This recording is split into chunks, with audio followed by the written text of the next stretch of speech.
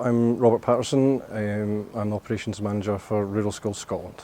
It's a training organisation and it's got a countryside management wing which I'm in charge of. Background, believe it or not, was welding, which is a bit of a strange one.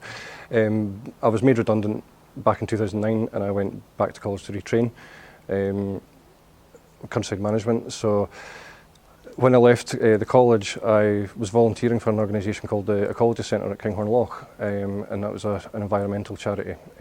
So I went in there as operations coordinator and then worked my way up to site manager.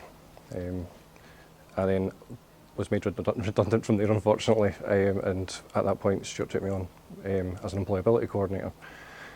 And I worked my way up again onto the country management team as a estate supervisor, and then the post came up for operations manager, which I went for and got.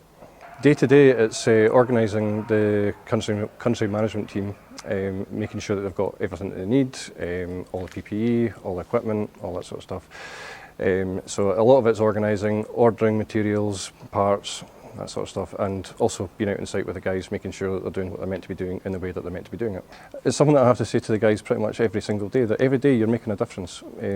Removing invasive non-native species allows other native plant life to get in there and take hold, which will then encourage native insects to come in, and then native birds, and then other predators on top of that. So it's a bigger picture thing, and it's something that you do have to explain to the guys sometimes, like, why am I doing this, and this is why. But once you have a bit of a grasp of the bigger picture, then it's a no-brainer to them, really. They can see the benefit that they're making.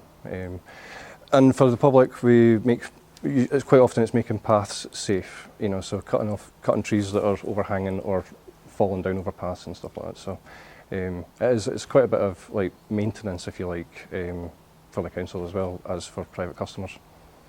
I am very people-focused, and I'll try and help my apprentices and my staff as much as I can in whatever area that they need help with.